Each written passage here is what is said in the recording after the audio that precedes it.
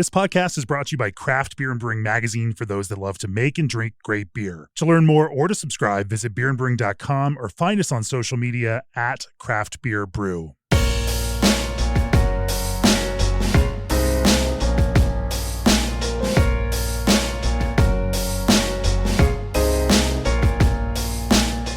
It's episode 313 of the Craft Beer Brewing Podcast. I'm Jamie Bogner. My guest this week is Kevin Templin of Templin Family. Welcome to the podcast, Kevin. Thanks, Jamie. Appreciate you. We are sitting here in the barrel room of the brewery in Salt Lake City. It's been a little while since I've been to Salt Lake City, probably 6 years or so. But I'm happy to be back. I spent a summer in college out here in Salt Lake City, and so it's always nice getting back out here and seeing the mountains, coming in through the mountains. I drove out here from Fort Collins just to get my dose of Wyoming on the way in. Also, just keep it fun. I love these love mountain road trips, and so here we are. If any of folks out there have seen the latest issue of Craft Beer and Brewing, the lager issue, you may have seen the Templin Family Granary kellerbier scored a whopping 99 with our blind panel as the top scoring German pale lager of the issue. And then, of course, as I was looking it up, I realized that you've won 3 GABF medals for that same beer over the last 3 years. 2 bronzes and a silver. But it has medaled in 3 straight years in the Keller beer category at GABF. No small feat. Yeah, it's consistency. That's good, right? So you're doing something right. Appreciate it. And then, of course, the World Beer Cup, you won a medal for a hazy, strong pale ale and a Brett beer. And you've won GABF medal for the Rauch beer that I'm drinking right now. Of course, over your brewing career, which spans decades here in Salt Lake City, you've won a slew of medals. But here with Templin, you get to really dial in and focus on the beers that you love and how you make them. The other amazing thing about this brewery is that it has 10 or 12 beers on tap that are all 5% or less. And so, speaking as a person who loves to drink good quantities of lower ABV beer, it's kind of a dream brewer's brewery out here. Thank you. Yeah. Thanks to the strange beer laws. It's a brewer's brewery for sure. Yeah. I enjoy low ABV beers. I'm 100% with you there. We're going to talk about all these things, lager brewing, because that's a big part of what you focus on here, brewing smaller beers. We will, probably get into, I really don't want to talk about hazy IPA because it seems like that might be a distraction. Maybe we'll talk a little bit about how you make smoked beer here in the United States too. But we're definitely going to talk about your Keller beer and definitely going to talk about your Helles and because lagers figure deeply into what you love to brew. And of course, have won a number of awards for you over these years. Before we talk about that, G&D Chillers, the brewing industry's premier choice for glycol chilling, are proud of the cool partnerships they've built over the past 30 years. G&D Chillers has set the standard on quality, service, and reliability with 24/7 service and support. Want to maximize efficiency in your chiller? G&D's micro-channel condensers are designed for less power draw. Their lighter weight and more compact design uses up to 70% less refrigerant, which means a lower GWP and lower operating costs. Reach out for a quote today at gdchillers.com or call to discuss your next project. These GD chillers you've got out here are they are working in this 100-degree they are working heat here in Salt Lake City, but they are yeah, they keep everything nice and cold. And especially when the sun just beats on them like that. It's 110 115 degrees in the corner there, so it's hot. Brutal. But here they are, and they're keeping those lager tanks cold. Also, this episode is sponsored by the folks at BSG, who understand that the best beer starts with the best ingredients. That's why all BSG hops are hand-selected for quality by their expert staff, so you can trust you're getting the very best hops from the very best growers in the U.S. and around the world. Discover BSG's extensive range of domestic and imported hops at bsgcraftbrewing.com/hops. And as your brewery making its own ciders, seltzers, and other beverages beyond beer, if you need a central source for fruit flavor, Old Orchard has you covered. Old Orchard supplies flavored craft juice concentrate blends to beverage brands for the production of beer, cider, seltzer, wine, spirits, kombucha, and more.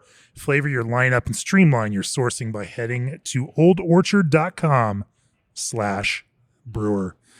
So Kevin, as you know, we normally kick things off talking a little bit about, your arc through brewing. What's yours look like? How'd you end up out here in Salt Lake City? And, and then of course, what was the path that got you here to start Templin, a number of years ago in the late 20 teens? here in Salt Lake City, this place that you can call your own. Yeah. Well, it's a classic story. Ski bum. I was working in Maine and got a one-way ticket to Little Cottonwood Canyon and got a job up in Alta that same day. My brother was living there and lived there for maybe 3 years. Then went down to the valley and still worked and skied at Alta for a long time. Volunteered at a brewery in 1995. I was allowed to mash out and scrub the parts bucket. And then they put me on minimum wage. 1995. That was the summer I was out here in Salt Lake City. Yeah. And then off we went. Worked at Red Rock Brewing Company and ran 2 brew houses there for 18 years. And we had some interest in the company there and liquidized that in about 2014 and said if we're going to do it, we need to do it. We got a business plan together and opened up in 2018. And now this is it's definitely a dream. So, when you decided to go out on your own, coming out of a secure job, 18 years at an established brewery with a steady paycheck, Yep. What was the vision and what drove you to create your own brewery?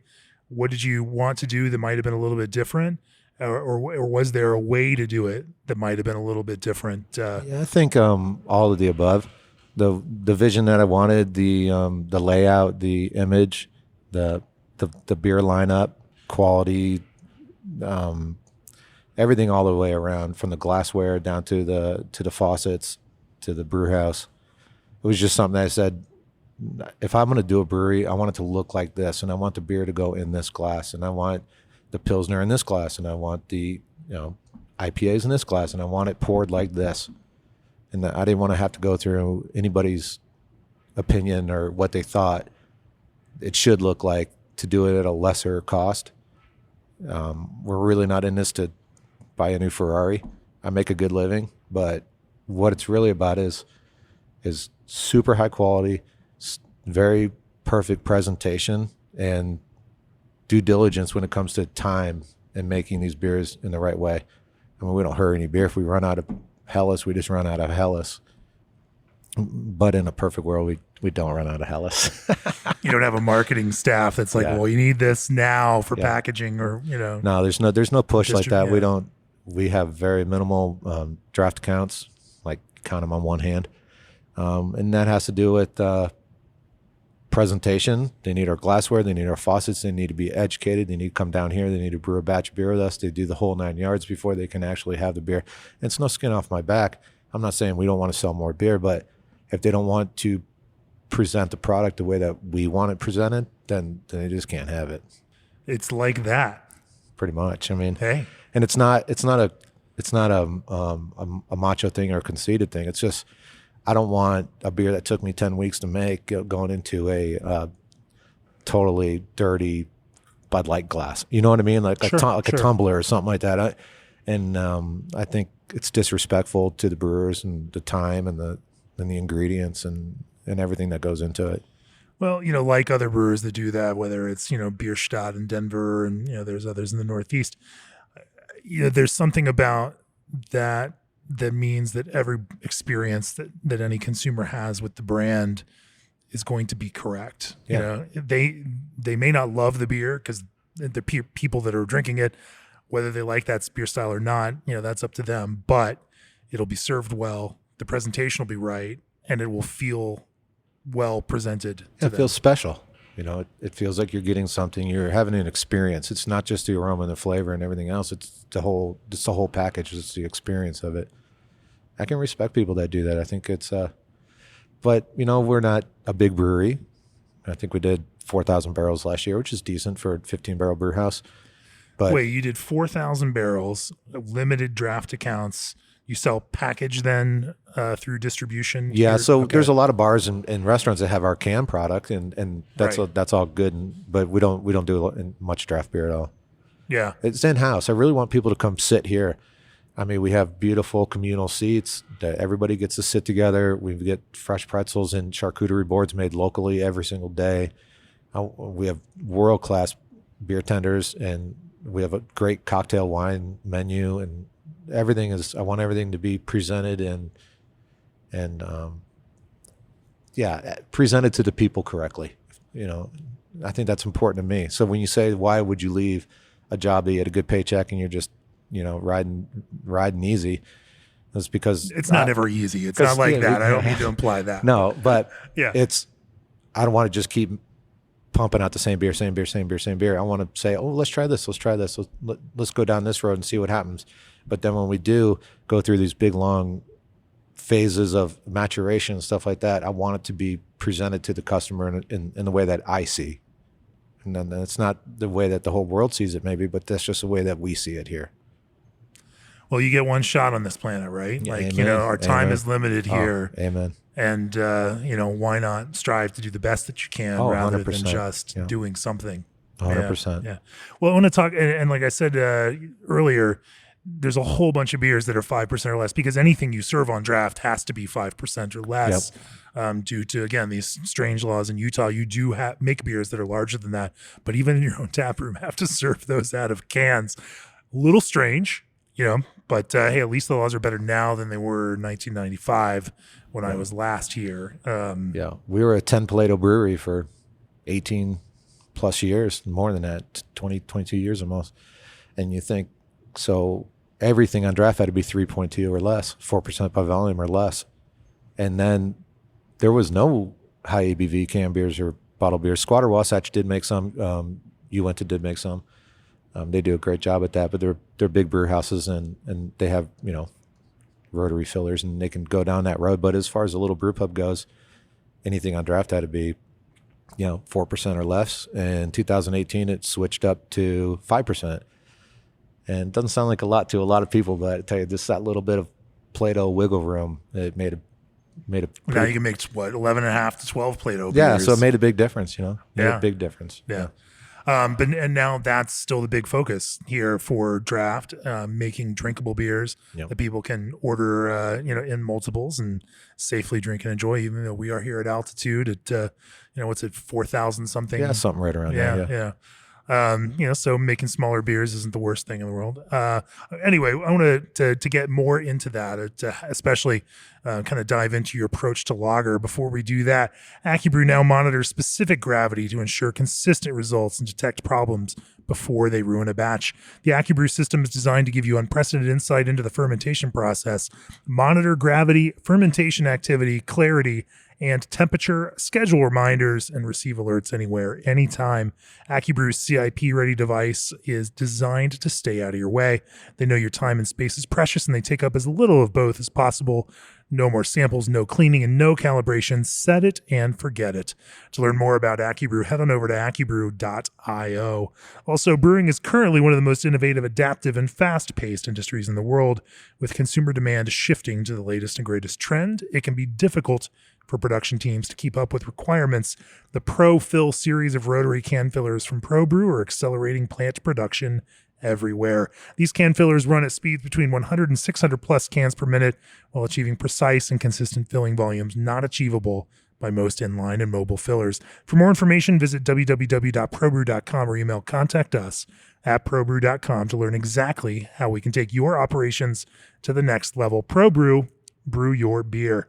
And Tabsky QR code ordering is the future of brewery ordering. With Tabsky, your customers can order and pay for their beers right from their phones by scanning a QR code on the table. Get rid of lengthy lines and increase check sizes by up to 30%. Tabsky is free for operators and integrates seamlessly with popular payment systems like Clover and Square. So why not join the future of brewery ordering and give Tabsky a try? Learn how you can get started today at tabsky.com. All right, Kevin, let's talk about lager brewing. Obviously, through previous breweries and brewery beer design, you've been honing beers for a long, long time. You were able to bring those, some of those nascent beers and help fully form them here through Templin. The core beers that you focus on are the Granary, kellerbier, and the Munich style Helles. What do you want to talk about first? Lager beer, I guess. Let's talk about lager beer. The thing too is with lager beer, obviously it's got a big place in my heart. We've been to Germany multiple times, and the whole low ABV thing, when it really started off in the early 2000s, late 90s, is there's a lot of styles there that you can make at a low ABV. I mean, it's really hard to put an IPA on draft at 4%. You know, now we go down that road of saying, what can we put on draft at a low ABV? And so I think that's really where the seed really started to say. There was a necessity. Yeah, it was almost like a necessity, but then it really turned into such a love that, you know, if it's up to me, that's all we'd have on draft. But the customers do like a variety, just like everywhere else in the world. And so, yeah, lager brewing is definitely, it's definitely my heart. That's for sure. So where, as you are starting to develop, you know, your approach to lagers, what did you choose to be inspired by? You know, and you know, the world of lager brewing, European lager brewing is pretty broad. And even within a country like Germany, there are lots of models to pull from depending on what your own preferences are. Where were you looking primarily, you know, for your inspiration there? Well, I think a lot of it came from all the trips to Germany that I went to. I went to did a short stint at Doman's Brewing Academy in 2004. And then 2007, when we went back to, the Wiremans flew us out there. So we hit a bunch of medals at GABF. And then I think Festival Golden Ale in Bamberg was something that I always said, God, I kind of love to make a beer like this, you know. And I don't know if it's a Helles or a Pils. It's called Golden Pils. But I said, I need to start crunching down on this. And like we talked about before the pod is, I don't think it's like a never ending book. Yeah. When you think you're going to turn a page and get to the end, there's a whole nother chapter. So it's always trimming. It's always looking at raw ingredients. It's looking at, you know, hop selection. It's looking at yeast health. It's looking at the employees. And if they're happy and they're in a good mood and everyone's cruising along, then that always makes better beer too. So that's all nice. But then at some point, you've got to put a recipe down and you have to start brewing it. Mm-hmm. So as you're thinking about how you want to capture that kind of spirit, where'd you first go? You know, what was the foundation of your recipe? Where did you start in writing a recipe for Munich Helles? Well, I mean, it's a gentle malt forward. Yeah. Not. So what did you choose for malt and why? Wireman. Yeah. Okay. And why? It's a typical answer. But you know, is there a specific you know, Pils malt that you? We use a lot of Barca Pils. Okay. And we'll do a little blend of Barca Pils and Pilsner. Unlike like our Keller beer, just be 100% just straight Pilsner malt. We do sprinkle in a little bit of carafoam sometimes, but what is it about that malt that you think creates the kind of character? They sold. I mean, I really got sold on it. They brought us to the facility. I've been there 4 times. They said, I see where it's made. I've seen the fields. I see the quality. I see how they treat it. You can smell it. You can taste it. You're seeing it germinated. You're seeing it kiln. You're watching it the whole 9 yards, and then it gets on a ship and then comes over here, and all of a sudden it's in the brewery. And to me, that's good. But we use several Pilsner malts. We use a lot of Heidelberg, Best malts. We've used some malts out of Colorado and stuff like that. So it's, I like it. It's always worked very well for us. It's very predictable. And so making changes to the grist itself isn't something of a big surprise when you add, you know, 400 pounds of something that you've never used before and you want to make your Helles. And so to talk me out of predictability is a difficult sell.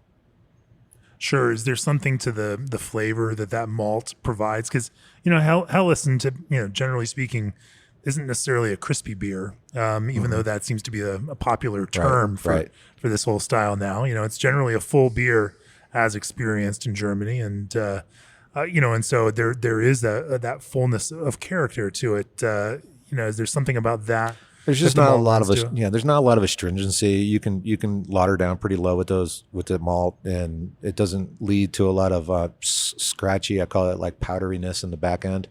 And it just creams off nicely. And especially with our lagering regiment, I mean, that's got a 5-week minimum horizontal lagering regimen on that beer. So it's about a 9-week, 8 to 9 week beer. And I think that in the long run really helps that beer cream off, gives you that softer texture to it. And we're not talking malty, because then people start going into the world of this beer is going to be sweet and stuff like that. But I mean, it's the definition of a workerman's beer. I mean, it's so widely consumed that there's a reason for that.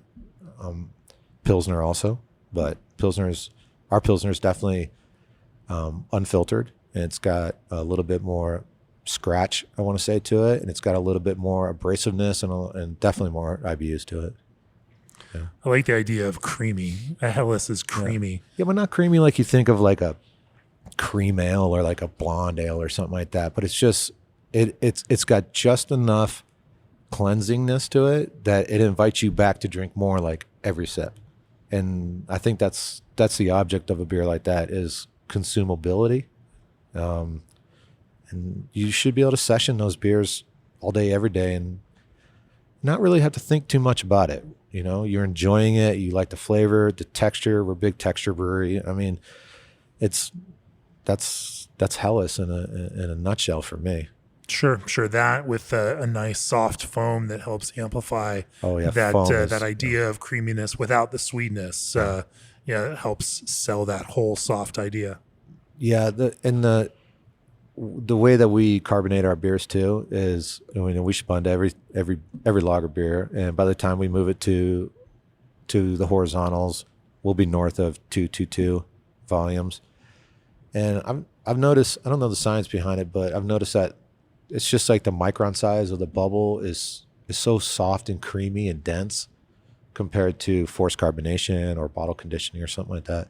And I think that really adds to the texture of the beer in the I don't want to say silky, but yeah, definitely a creaminess to it. Yeah. Is there, anything to your mash regimen? Are you a decoction brewery here in your lagers? No? Okay. No decocting. We're straight single infusion, and it's always worked really well for us. Would I like to decoct beers? Yeah, sure. We do kind of like a step on our Weiss beer. Yeah. To push a little more phenolic and less American isolamyl character to it, kind of get away from that. But no, we're straight single infusion. We mash pretty thin and pretty cool on most of those beers. Our beers are really well fermented out. I mean, we're in the ones typically on about 75% of those beers. And that's that low temperature step, but but you're not even step mashing this. It is just a low temperature single infusion mash. Thin and cool. Yeah, and then now if you want to talk is about, there like that's the so thin. What kind of like liquor to grist ratio do you rock on that? I mean, I could tell. Don't hit me with that. Okay. I mean, I could tell you here in a minute, but I have to go break the calculator out. Yeah. But every beer's got a certain amount of water, X dough in water that we do with X amount of pounds. On our PLC, we have a system that we can go ahead and say we want X amount of gallons going in with at X amount of speed with X amount of grist. And it just talks to itself. But that thinner mash you think does actually it's less dextrin favor attenuation? Oh, yeah, I think so for sure. And yeast health and a good, healthy amount of O2 when you're knocking out is always helpful. That's a total opposite of what we did forever because we were always trying to make these beers feel fuller and a chewier mouthfeel when you're brewing 3.2% beer. Right. So we would heavily dextrin load all the mashes, and we were talking 158 plus 159 rest. Yeah, I mean, thick and hot. Because we were trying to get this. If it's 3.2, you're 4% ABV. Yeah, we're trying to get this false sense of body. We're trying to get this false sense of like you're consuming this big, rich, nice, full-bodied beer, and it was just dextrin loading. What a difference 1% of alcohol by volume makes. Yeah, it helped. For sure. Water. You've got you've got reservoirs up in the mountains around you that I imagine, Salt Lake City water comes from, right? Yeah, we have fantastic water. I mean, we average 600. It's not something people would expect since you've got a giant dead Salt Lake right here. Yeah, that Salt Lake that's on a different world for me. I mean, it's right down the street, but it's not because we're right on the Wasatch Mountains. We get world-class snow. It melts. It comes down. It comes right to the brewery, as far as I'm concerned. Yeah. Great snow year this past winter, too. Yeah, we averaged about 600 inches. This year, we got just a little over 900 inches of snow. I mean, the skiing here is ridiculous, obviously. I mean, that's the whole reason that I moved here was for skiing. And so much snow that people couldn't get out of the resorts this winter. The people were snowed into the resorts in some places. Yeah, my brother works at the Alta Central up there, and they were shut down for 4 or 5 days at a time. And some people are like, "I'm a doctor, I have to leave," and they're like, "You're not leaving. the only way you could leave during the interlodge is when they lock down all the buildings for avalanche danger, Right. is you have to charter a helicopter. It's amazing. So you're using reservoir water that's really clean. Imagine low, total mineral content, total dissolved solids in that. Yeah, and we're a real keep it simple, stupid brewery. I don't want to get. I know a lot of breweries that they'll strip it down to nothing with RO, and they try to rebuild it up to a Czech profile or an English profile or a Northwest profile. I've never really had to do that too much. We do real basic acidification. Look for target mashed pHs and knockouts, and let it run. Yeah, I mean, it sounds so simple, but it really is, to be quite honest with you. Sensory evaluation, I think, is our biggest technical thing that we focus on. Sensory on every beer is through the whole fermentation, maturation, and then when it gets tapped and put on draft, and obviously that's the final decision. Tell me about that. What does that mean? I mean, imagine so that you and the brewing staff are tasting these beers, through that kind of process, and as well as measuring quantitative data on that along the way too. What does that process then look like? Well, every time we brew a beer, it's like, so let's just say we're going to make Czech pills again, like we brewed today. Well, we're not going to load the grist. We're not going to go into it until like a couple days before, the day before. We sit down again and we look at the last 2 or 3 recipes and we try it again and we say, okay, now we're moving in this direction. Is this the right direction we want to go in? And these are like micro decisions. These are very small shavings, because I always tell people making beers, anyone can make beer, but to make that beer go from 90% to 100%, that's the most difficult part. And that's what we call is like shaving these little teeny texture areas off of these little teeny aroma properties, visual properties, foam properties. And so I think it's every time you're knocking another, 0.5% off of your shaving. And you would like to think that you'll get there one day, but crops change and water changes and brewers change and life changes, and so I think that affects everything. So yeah, then let's back up and talk about that creative process before you brew a new batch of some of these beers. Not every beer, I imagine some of them you're fairly locked in on. Yep. But if there are beers that you think are still moving targets, out of those, how many beers, that you brew consistently would you still consider moving targets, and how many do you just, kind of the recipe, let it roll kind of, approach? I think they're all moving a little bit. I think Yeah. some move more than others. And as the guys know, it's kind of like a joke around a brewery. I'm like, this beer's too bitter. This beer's too bitter. This beer's too bitter, and so, and they're more of the new school. I'm 52 and these kids are all 25 to 35 years old, and they know better almost than me. Yeah. What the modern consumer is into. I mean, if it was up to me, we'd just drink Keller beer and Hellas all the time. You know what I mean? Sure. But it's, I think the targets are, they say, and I give them free reign, but they write up a new recipe, like Sam or Kyle, Jacob, they'll write up a new recipe and we'll say, okay, this looks good, but why is there 12 malts in here? Let's just simplify this and start with a little bit more of a simplify. And then if we need to bump this up to the left and bring this down to the right and maybe push forward or backwards with, aroma or bitterness or something like that. And it's not, we don't have a GC unit. It's not like that. It's just sensory and it's experience. I've been making beer for 25 years. And so you go, don't put that much special B in. That's way too much. And they're like, no, it's no. And I say, no, good. Listen, you got to think about this a little bit, because you can always add more in the next batch. We can always, but once it's done and it's made and it's on drafts, as you know, you can't take anything out. So, but I try to let them have free reign and stuff like that. I mean, that's where the hazies and stuff like that came into. When we first opened, I said, sure, we'll make a hazy, and why not, and it sold out like in a day. And I was if you have a brewer that has a recipe and wants to make it, why would you say no? Yeah, why would you say no? Unless it's like some other recipes, you're just like, holy smokes, wait a minute, Well, for somebody again who's got 2 decades of experience brewing here and a lot of medals in the bank, creating that opportunity for your brewing staff to get a voice in here and to make beers here at a brewery with your name on it is actually still, that there's something to be said for being open to that kind of process. Yeah. Tell me about, what the motivation is behind that and how you all then work to collaboratively develop these recipes. Well, it's called Templin Family Brewing. They're part of the family. And whether they stay here for 10 years or they're here for a couple of years, I want them to know that they had a vested interest in it. And when they're making the product, I want them to say, yes, I want this product to be good. I want this beer to be good. I like who I work for. I like being here. And when they move on to, their next gig, wherever that might be, they'll always talk positively about their experience and how they learned how to make new flavors and new aromas and new barrel aging and that kind of stuff. You give them the opportunity to, it's like, we call it like Templin University, you know what I mean? Because they come in here, we learn together.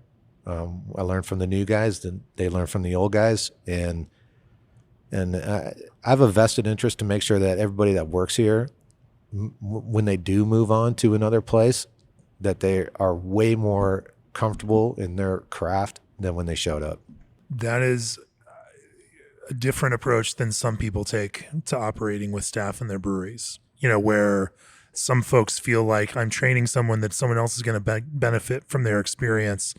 And they feel like, they feel put out by that kind of thing.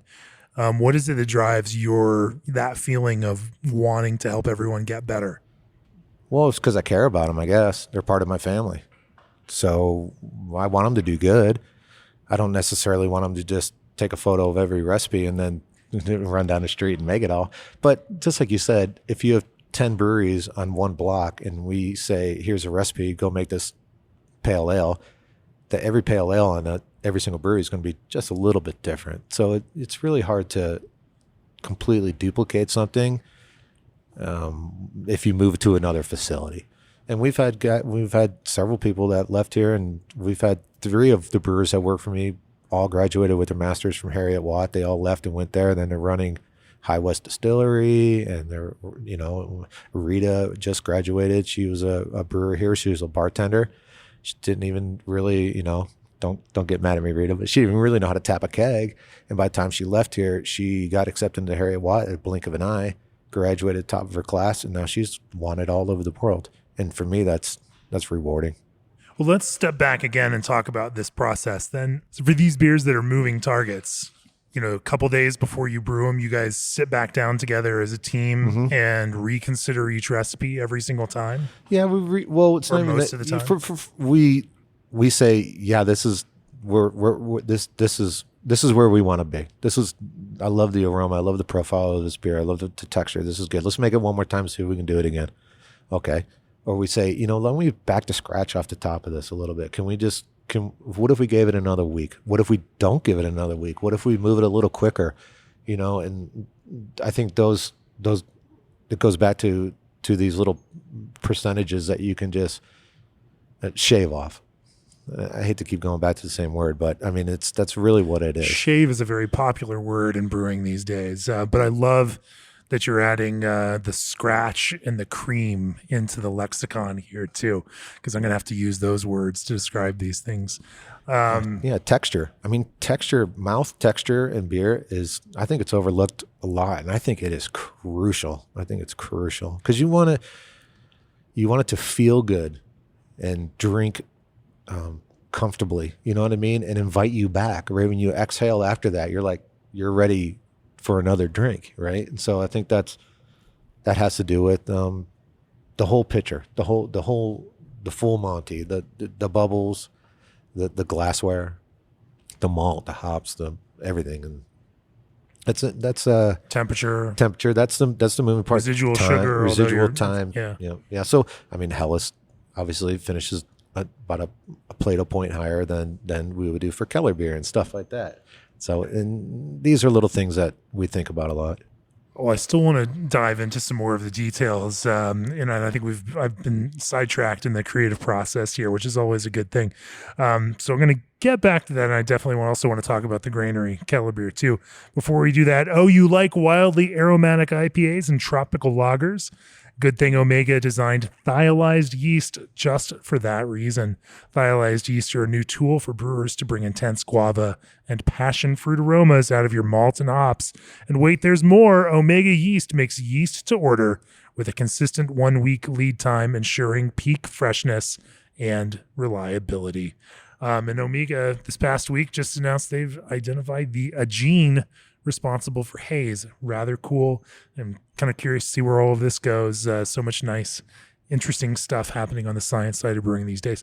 Also, keep your brewery running smoothly with 5-star chemicals. Their cleaning solutions are specifically formulated to meet the unique needs of breweries, ensuring that your equipment stays clean and free of harmful bacteria and contaminants. From cleaning fermenters to kegs, they've got a solution for every step of the brewing process. Use 5-star chemicals today and taste the difference in your brews. And ABS Commercial has been a full-service brewery outfitter for over 10 years. They're proud to offer brew houses, tanks, keg washers, and small parts to brewers across the country, as well as equipment for distilling, cider making, wine making, and more. They know the ins and outs of the brewing and installation process and can design the perfect setup for you, whether you're just starting out or looking to expand. Contact them today at sales@abs-commercial.com to discuss your customized brewery needs. ABS Commercial, we are brewers. All right, we got to get back to some technical conversation here, Kevin, one way or another. But let's keep trying to follow Helles, through on this process. So we've talked about mashing, we talked about water. How do you hop Helles in order to make sure that it has that smooth mouthfeel that you're looking for and enough structure to keep it from feeling like cloying or sweet? Well, cloying and sweet too is going to come from your final fermentation, I would think. But we bitter it just enough to make it cleansing, but it's a malt emphasized beer, obviously, and we go through low mash regiments, thin. We don't sparge down too low, so we don't get any residual astringency coming through. And then we knock out very cold here, and we ferment very cold. We'll knock out about 45F. Wow. And we let it free rise to 47F. Well, I shouldn't say free rise. It works its way up to 47. And we'll do complete primary fermentation through there. Once sulfur levels have hit, which is a desirable level for us, we spawned everything off. And so the natural carbonation, like I was saying too, adds a lot of that texture to the beer. And there's a sulfur component to when you start to spun the beer. Yeah. And that's all sensory driven, or is that measured? It's sensory. Well, in between certain Platos kind of where you're at, because you don't want to capture that stuff. We want to let that blow off. And then we know now kind of like our target Platos where we're looking at before we spun off beers. I mean, we'll spun off IPA at the end. Hazy beers and everything. Sure, because if I was always taught in school that if you smell it in fermentation, like a property, like a dry hop or something like that, before you put it in the can or the keg or in the glass, well, you're just losing that aroma. I know there are negatives that you don't want to capture, but at the same time, there's a lot of positives that are just blowing out into the bucket, and we want to capture that. I mean, we're talking about Helles right now, but when we talk about making hoppy beers, I mean, we condition those beers. So a lot of people will brew these hazy beers or hoppies, IPAs or whatever, and they're like quick, fast, get them in the can, hurry up. And I understand that, it works for a lot of people, but we actually lager most of our hazy beers and IPAs. And then after that little bit of maturation, then we'll go ahead and package it. I got off track with Helles, so didn't I? We got totally off track. I want to come back to lagering IPA and pale ale because that's also interesting, and also certainly makes sense with the way that hops and the kind of herbal character that and intensity that hops can carry today. Helps mitigate that, but so that we don't get distracted or off track here. Let's keep following. So after fermentation. after primary fermentation. And what do you ferment with? What's your is there a house lager yeast that you'll use? Yeah, it's a house lager yeast. We use pretty much in about 90% of our lager beers. It's a Bavarian lager yeast. We use Chico for most of our ales. Obviously, Hazy has a different yeast for that kind of stuff. And, in the barrel room, we've got all kinds of critters floating around in there. So After primary fermentation, we can either step cool it depending on the beer, or we'll crash it. How long, since you're doing such a cold fermentation, does that impact fermentation time at all? Yeah, it's a solid 3 weeks. 3 weeks of fermentation. Yeah, I would say before, because then we'll do forced VDKs for the last week of it, and we're a real stickler on VDKs. So we pass around the How do you brew 4,000 barrels of beer on this 15-barrel system here with all the tanks in this brew house next to us, and let lager beers do primary fermentation for 3 weeks? Well, the biggest lager beer that we can and package is Keller beer, and Keller beer is not lagered like that. Keller beer is a very quick, raw, unmaturated beer. It's a cellar beer. It's a beer straight from the cellar. It's raw, a lot of texture. Smart how you did that. Yeah. Which lager is going to be the quickest?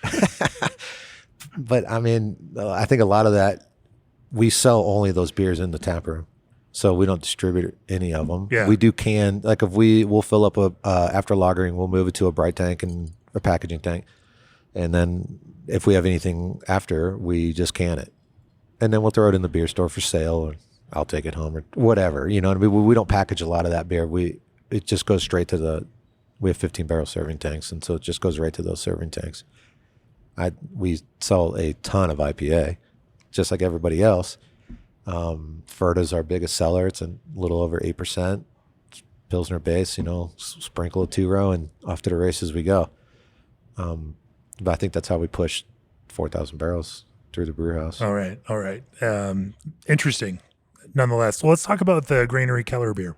And this is one, again, that you've won multiple GABF medals for, and that our blind panel scored a 99 in our top scoring German pale lager in our latest issue. Talk to me about, the formulation of this beer, what you looked to, for inspiration, on the, amongst the canon of German lagers, and what you were trying to achieve. How did you create a model for this? Do you describe it in language, or, how'd you say, this is what I'm hoping to make out of this kind of beer? It was an interesting thing. It was probably about 2004-ish, probably right around there. I said to my boss at my old place, I said, I want to make a beer, I just want to make what I really wanted to do is start off what is beer. Like, I want to get down to nothing. I want to strip it down to nakedness. I mean, it was 100% organic Pilsner malt and whole leaf Tettnang hops. That's it. You didn't put nothing else in it. So I said, okay, this is the base. This is beer. This is the base. This is just one grain, and it's just one hop. And I said, oh, okay, now I could build 30 beers off of just this base here. What if we added some darker malts and we get into the Munich thing? And what if we did smoke malt? Now we could go into the Rauch thing. So the first time we brewed Keller beer, it was Zwickel beer, was me really just trying to get down to the foundation of what is beer. What is just, to me, just straight nothing beer. Like, what is it? What does beer taste like? Just straight beer. And that was the first time we brewed it. And right after that, we entered GABF and won a gold. And I said, oh, this is interesting. It's unfiltered, because I was trying to find a place for it to live in a competition anyways. So that's really where Keller beer started. And went to, like I've said, when we were over in Europe, a lot of times you don't see a lot of Keller beer in Germany, but it's there. And the stories that I heard through, like, Thomas told me a bunch of stories about how it was almost like a peasant beer in a way, because it's not the refined beer. It's not the beer that's completely ready to go. It's not filtered. It's not lagered. It's not maturated. And so it was the beer that all the workermen can get after work. You can't have the finished product, but you can have this stuff that's still trying to get to where it needs to get to. I like the texture of it. It's like this cracker kind of, I almost call it like Wonder Bread, lightly toasted Wonder Bread, like real shitty white bread. And when it just gets toasted just a little teeny bit, and you get that aroma like when you were a little kid and you remember that smell, that's what really brings back memories of when I first started making those kind of beers. And I like it. It's got some sulfur to it. It's got some yeast texture to it. It's it's not hazy like you in modern times you'd think of hazy, but it's hazy. It's got some haze to it, and it's a good thing. It's a quality thing. I like that. Is it? And it's still Tettnang? Nope. Nope. It's got a little sprinkle of Tet. Holotar middle fruit. I'm a big middle fruit guy. Yeah. Yeah. And I don't know. What caused that change? Not as spicy. Not as peppery, I want to say. In and a it way. still has a decent a bit of spice to it, just not as spicy. Yeah. And that'll be first charge and then a whirlpool and off to the races. So first charge and then whirlpool. That's it, yeah. So there's no other hot side hops in there? How long's the boil? You want me to say it? 90 minutes. Okay. Yep, I'm an old schooler. Yeah, we do 60s on some beers. I guess you could do 30s on some beers if you want. We've done 4 hours on some beers. So I know what works. Yeah. I know what's going to come out of the product, and I don't really want to mess with it. I'm happy with the direction that most beers are going. What does that longer boil give you? Does it give you more color? I mean, we're in a dry climate. Things are you got a pretty fast boil off rate up here. Yeah, we boil about 203, 204. Never had a comment come back and say we had DMS. Start there, I guess. I mean, sure. Fully isomerize all those hops, get a nice big hop break, which is important for down the road for clarification. We don't filter any beers here at all, and so we don't use biofine. We use biotime. We use biofine a little bit every so often. You are stock of the dad jokes right there. Yeah, but time is our biggest ingredient for sure. Yeah. And then Whirlpool edition seems like a modern thing to graft onto this traditional beer style. The what? A Whirlpool edition seems like a modern nod to hops, maybe not as traditionally German in that sense, but something to, how much of, how do you split the hops between that, first charge and the Whirlpool, in terms of, volume of hops in both of those places? And it's more on the backside than the front side because, you're looking for that hop aroma, that noble hop aroma, that herbalness that comes through in these German pills and, German pills, Keller beers, basically German pills. It's not lagered out and filtered. Yeah.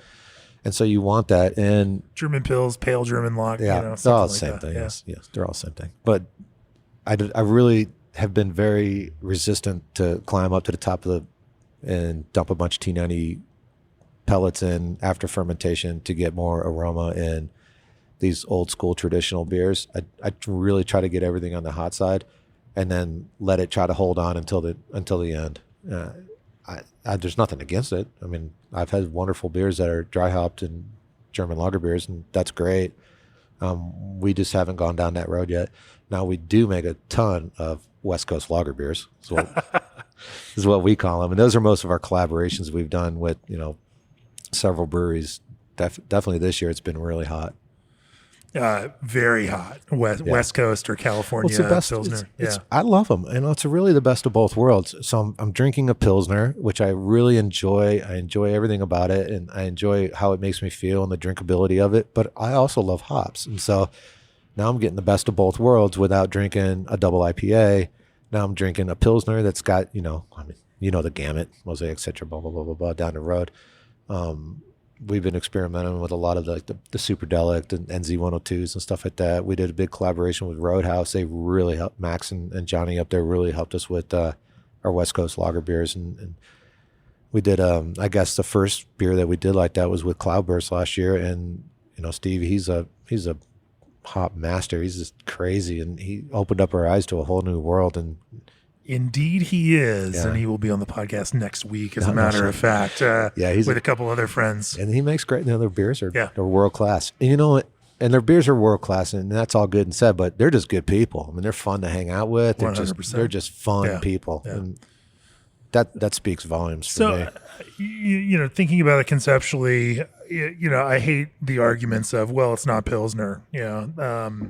How do you try to balance Pilsner character, because what Pilsner is an expectation from consumers that has something to do with flavor, with the way that the beer presents, And so there has to be something that roots it in this idea of Pilsner, while at the same time bringing along these contemporary hop characters.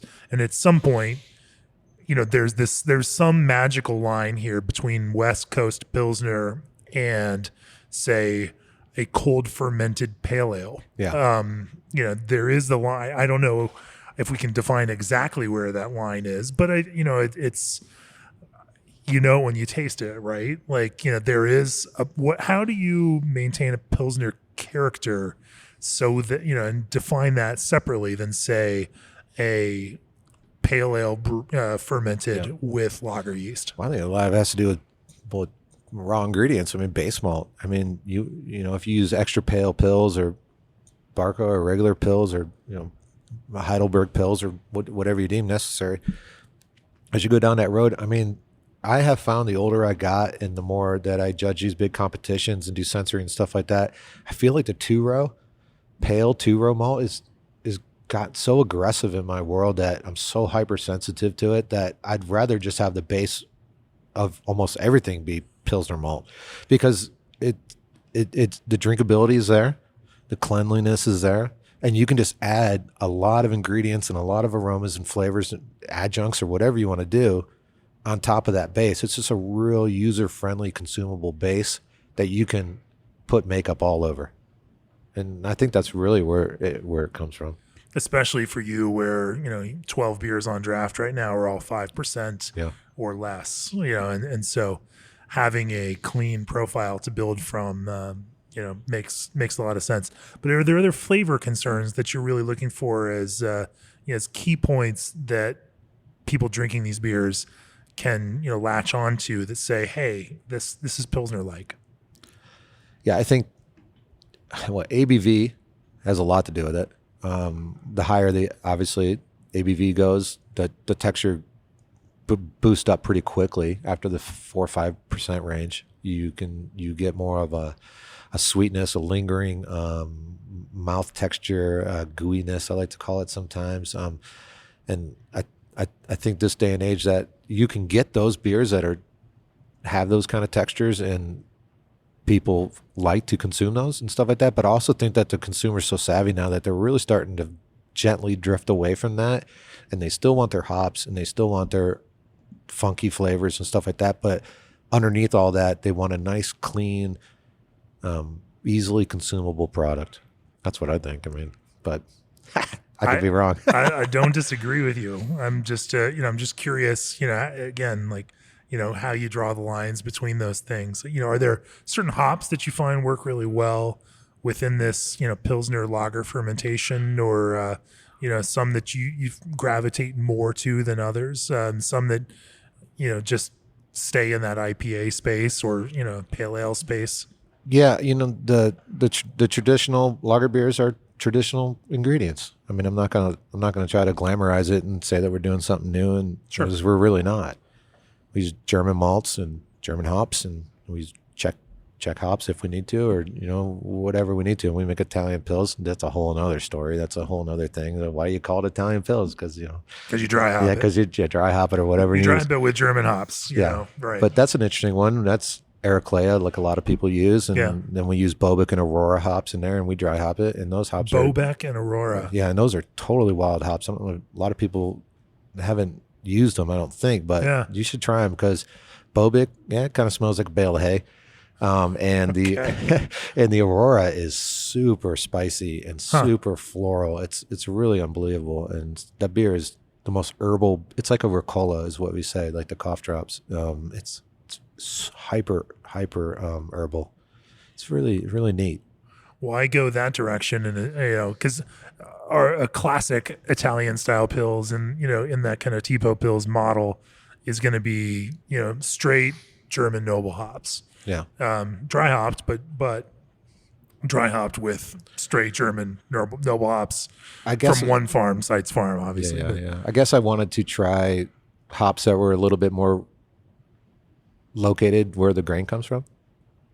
I guess that's the only way of they come from Slovenia, and so it's I kind of wanted to say, like, if you're making something from a Florida Pilsner. That's true. And then Slovenia would be, close down there to the kind of Adriatic area where, the Heraclea fields are just north of that and on the Italian side. And so if I said, like I was saying, for example, if you're going to make a southern, like a Florida beer, okay, you can use this base that we use for a lot of stuff, but what is that like? What do you want something that, maybe the hops are growing down there. Maybe they're very citrus forward and stuff like that, because there's a lot of citrus trees and blah, blah, blah. And so if we want to move to the Northwest, there's a lot of pine trees and there's piney, and we want to get a little region sprinkle of spice from that. So I think that's where that came from more than anything. Yeah.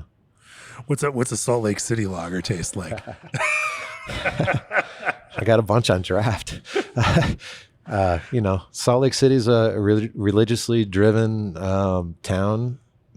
I'm hesitant to tell everybody what a great place it really is, because it's one of the fastest growing cities in the country, and we got world-class everything here, as you know. And you can't beat the snow, the rivers, the mountains, the climbing, the fishing. Shh, stop telling everyone about this. You got to cut that out of the pod. Let's talk a little bit about IPA and hoppy beers, obviously. And I should step back on that. Your Ferda double IPA in our IPA issue before our lager issue scored a 97 with our blind panel. I remember Stan Hieronymus was one of our blind panel judges on that, who was a strong advocate for Ferda. Whatever you're doing there on the West Coast IPA style is also hitting really hard. Talk to me about how you approach hoppy beers in addition to, spunning them at the end of fermentation, which we'll get to too. But, as you start thinking about designing, how do you start designing, say a West Coast IPA now? Because I think modern West Coast IPA, as it is currently understood, is, say, maybe quite a bit different than what anyone would have sold as IPA back when I was first drinking beer out here in 1995 in Salt Lake City. Oh, 100%. I mean, it was 2-row and caramel malt and, and that kind of stuff. And it wasn't a really popular beer back then either. It was not the style, but 80, 90 IBUs and this and that. And, ours is, I would bet you, the last time we got that beer spun out, it's under 50 IBUs. A lot of Pilsner base, obviously. Yeah. Half a sprinkle of 2-row, and that's it. And then half a sprinkle. What's half a sprinkle? 20% maybe. Heavy technical measurement there. 15%ish. Okay. It's not a lot. And it's just, and we don't use German malts for that. We use Idaho grown Pilsner malt. And it, just like every other brewer out there knows, it just really lets the hops shine through and the flavor. Idaho grown Pilsner malt. Why that instead of German Pilsner malt? It's super fresh. It's half the price. And why am I using German ingredients in an American beer? What's freshness in the Pilsner malt lend to, say, a hoppy IPA? What does freshness lend? I mean, I guess aroma, flavor, and texture. I mean, really, that's what it comes down to. It's not as milly. It's not as husky.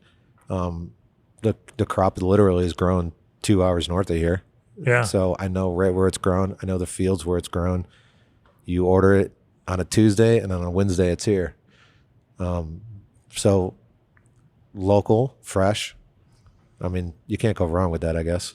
I mean, we have used a lot of other base malts, Gambrinus, Rar, and stuff like that.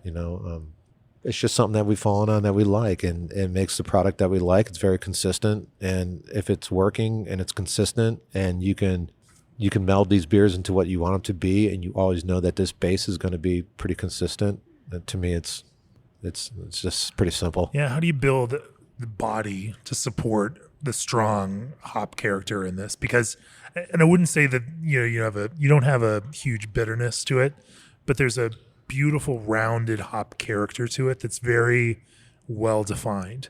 It feels like concise and intentional.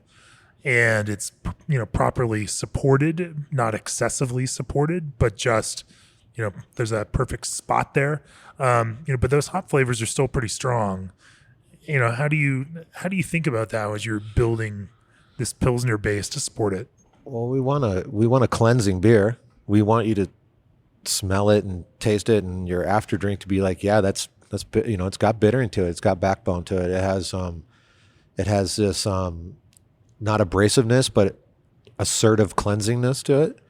That's only a two. It's basically a low bittering charge, big whirlpool, and then we've learned over the years that we actually dry hop considerably less than we used to, and we're getting more hop aroma and flavor out of that just with different techniques that we're trying, and timing, really, yeast management and timing of the product itself with the dry hop, whether you recirculate or not, or whether you just pop the top and dump it in, whether you're using cryo or not. I think the timing and the amount that we're using now is a lot less than we used to. We're just being more efficient with it in the timing sense goes.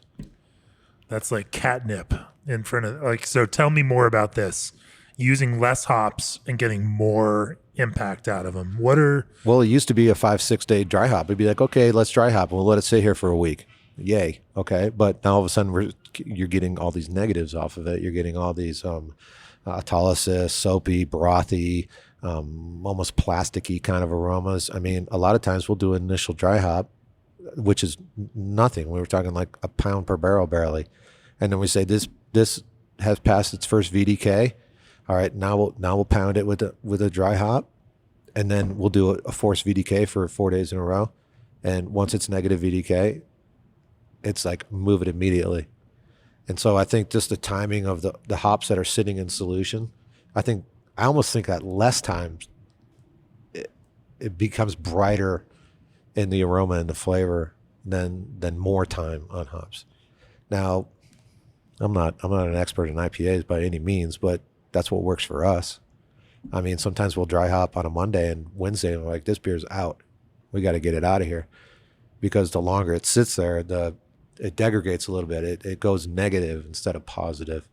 Because once I'm at the top of the mountain and I'm going, oh man, this beer is popping, and it's negative and it's terminal, and we've pressurized the tank, spun it off and stuff like that. It's like get it out of here and get it into the packaging tank.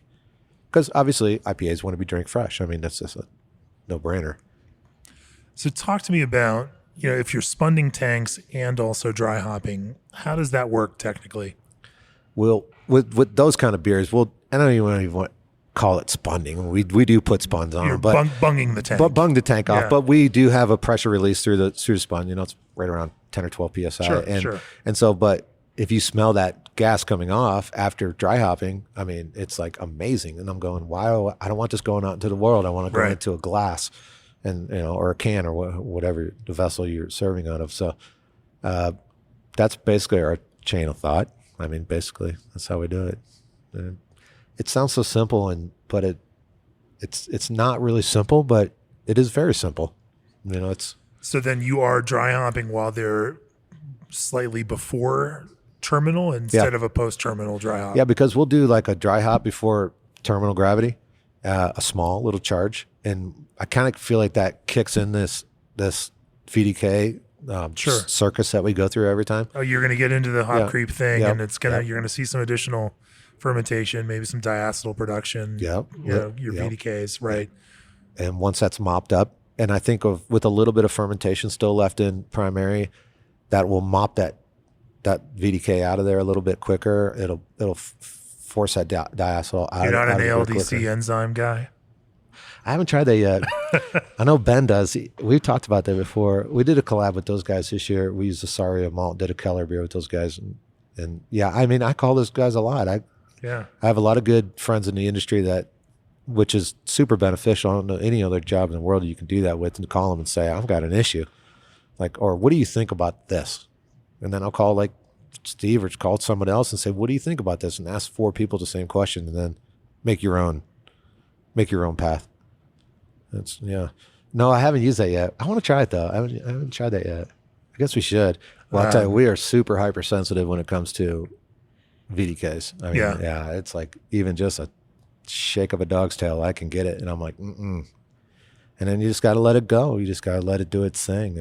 But I can understand, we're not a production brewery, and I can understand that there are timelines and there are people that want your product and they're waiting for this product. And And if you need to use, these enzymes or whatever to help you get along down the road, God bless you. I mean, that's great. There's nothing wrong with that. You mentioned earlier that, these sensory moments, play a big part at every part of the beer evaluation for you. What does that like final, sign off step look like then for you and the staff as you're tasting things and saying, yeah, that's the beer. Yeah, that's the beer that we want to push forward, or, hey, maybe you need something more of this. What does that process then look like when you validate a beer? And again, it's not like you have a giant like blind sensory lab. It's not a huge production brewery in that sense where you've got qualified tasters and you're running through sample locks or draft lab and taking a purely scientific approach. Some of this can just simply be you all tasting beers together off of the tank and saying, hey, what do you think? And I mean that, yeah, I always like to tell people that, we're not a very efficient brewery. And I know that's a bad thing to a lot of people. And I'm not trying to waste money or time, but the beers that we make, I need to give them the time to develop, to become what they want to become. And like I said before, if you just run out, I mean, that's not something we like to do, but it happens. And yeah, we do just come together as a team. We got 6 guys working the brewery. We sit down. Everybody's been sensory trained multiple times. Everybody's been to school. We sit down and go, yes, where are we at with this? Okay, and the last time we made this beer, it took 72 hours. This time it's 84 hours. And that's 6 days. It's 5 days. Well, what's the difference here? What's going on here? What went different? Let's look at the mashing. Let's look at the timing. Did we drop out? Did we, what I mean? Are we roasting this? Are we recirculating these hops? And so, yeah, it's really a team thing. It really is. It's really sensory driven, communal thing. We all look at each other and go, yeah, this is going in the right direction. And then when they say the beer, basically we'll say, I'm ready. And when the beer says, I'm ready, we say, right on, let's go. That's basically it. So this key beer granary, is not necessarily, doesn't see a long lagering period. Yeah. It's a Keller beer, Yeah. and so it comes out, in a faster way. Your Helles sees a long lagering time. When you are planning on these long tank residencies, do you have any rules of thumb about what you like and why in certain specific lager styles you like durations of lagering time for those? Yeah, I mean, as these beers develop too, it's more of a texture aroma thing as they go down the road, and you can say this is just not maturated. This thing is immature still. Maybe it needs more time. Obviously, higher ABV beers get a little bit more lagering time. Like I said, we don't filter any beer here, so we can either put it in the 15s or the 30 horizontals and let it really cream up and round out before we say, yeah, this is good enough to put it on tap. So I don't really want to put anything on tap that I'm like, well, it's kind of all right. You know what I mean? Like, we're almost there. Let's just get it on. You know what I mean? Now, we're like everybody else in the world, shit happens, right? But that's not something that we like to practice, and it's not something that's not our final goal. And especially with Helles or Czech Pils, or like our Oktoberfest beer, or like you're drinking a Rauch beer. Rauch beer needs a real long lagering time. We're in between 5 and 7 weeks on that, because just that top scratch of it with a little bit of acrylic, that's smoky, and it carries over into the texture of the beer. And I want to cream that off. I want to round that off and let it mature more. It just has a better texture to it. Yes, I was drinking Rauch. Now I'm drinking Helles. Well, I was drinking Helles. Now I'm. That's food. That's a Foodor lager beer. Oh, that's the Foodor lager beer. Yeah. Okay. So we do organic pills and then a spelt pilsner that we do a primary in steel, ship it to a lagering tank that's got cool plates in it. It's a Foodor. Shouldn't say lagering tank. Foodor. And then we let it sit there. A wooden lagering tank. Yeah. Yes. Yeah, sure. It's vertical. But that one rests for about 8 to 9 weeks. And it gets this like cedar woody, kind of like toothpicky, a little bit of astringency to it, which I like. It kind of reminds you of wood in a way. And so those are fun beers to make. Yeah, yeah. Well, I want to zoom out here at the end and look at it from a broader perspective. You've over your career have won lots and lots of medals for the beers that you make.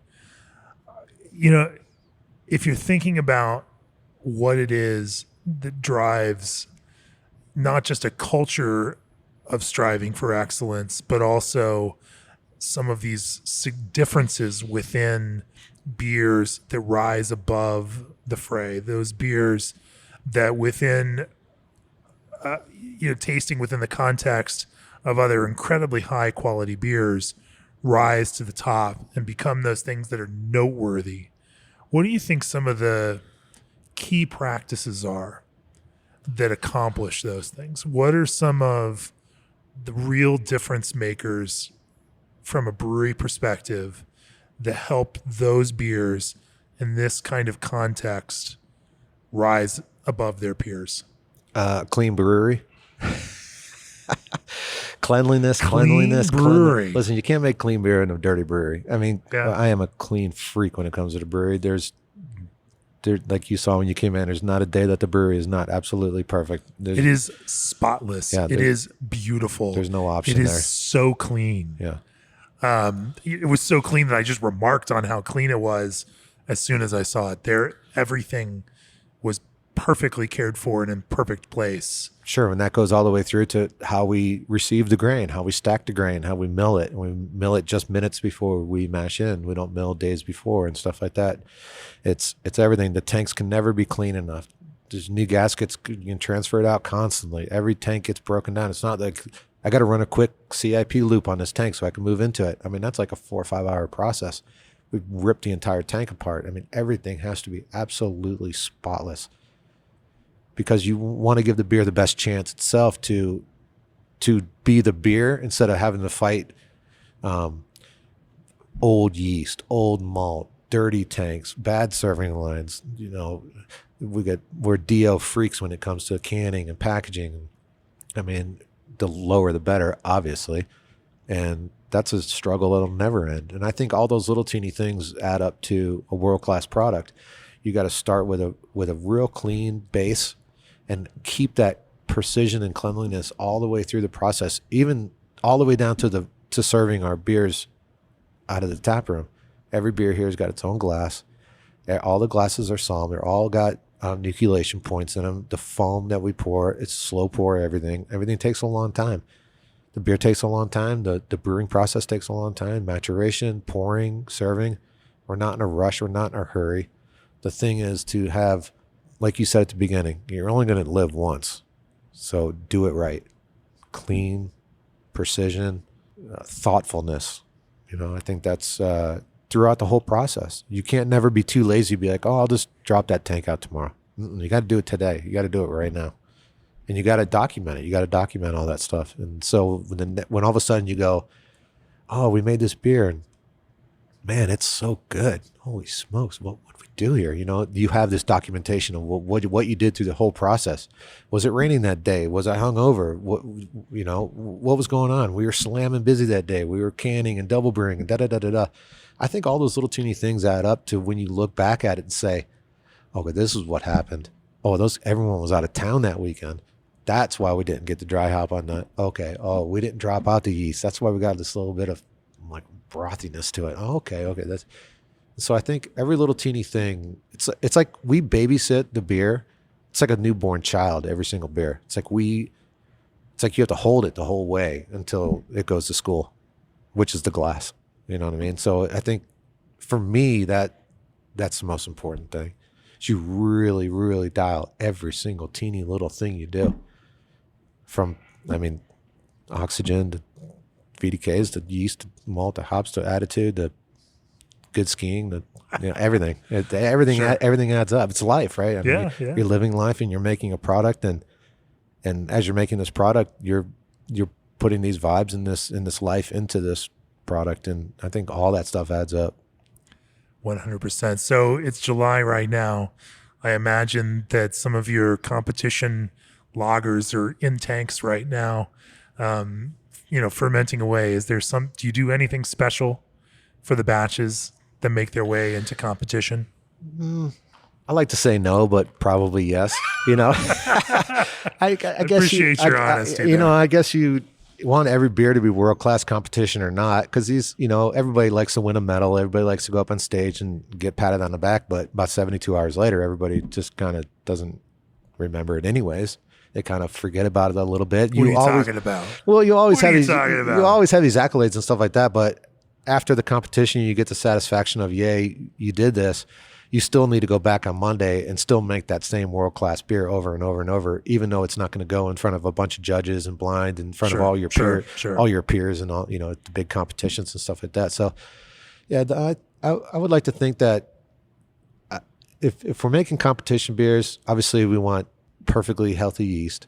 We want real fresh ingredients. We want fresh bags of hops, and we want the brew house completely gets torn apart. I mean, we pull the entire lauter ton apart. We pull the kettle, everything, heat X, the whole nine, all these little teeny areas that you can really put negatives into the final product. I guess you would like to say that you don't, but I got a funny feeling that most people do, because, you care about it, and you want to be known for making world-class beer, Of course.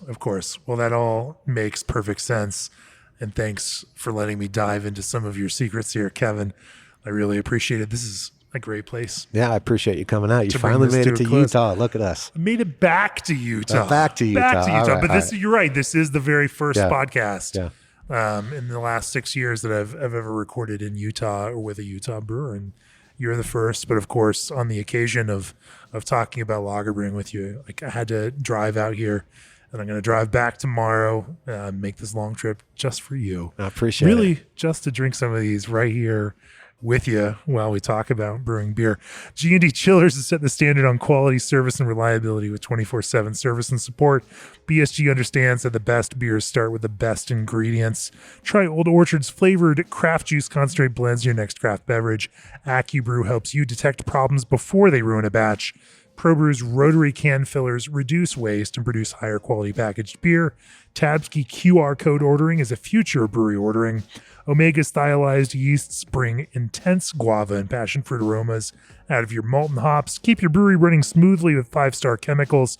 And ABS Commercial is your full service brewery outfitter. Of course, if you've enjoyed this podcast, please go to beerandbrewing.com, click on that subscribe button, help support us and our ability to bring you this podcast every week.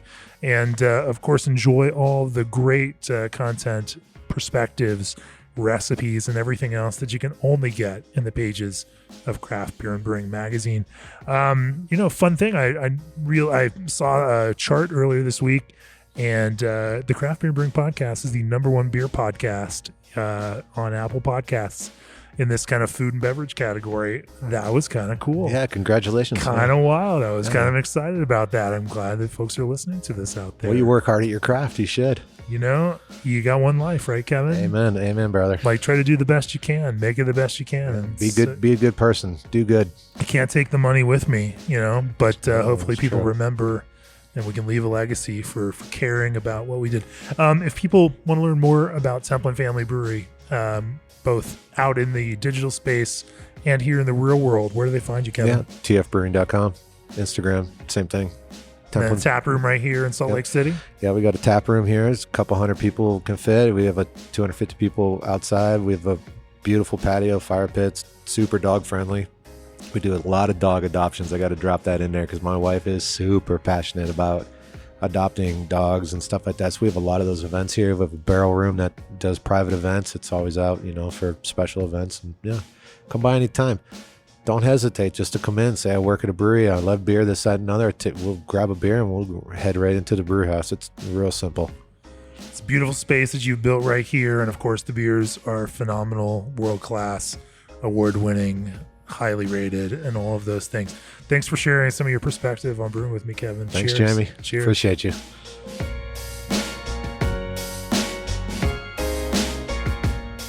This podcast has been brought to you by Craft Beer and Brewing magazine for those who love to make and drink great beer. To learn more or to subscribe, visit beerandbrewing.com or find us on social media at Craft Beer Brew.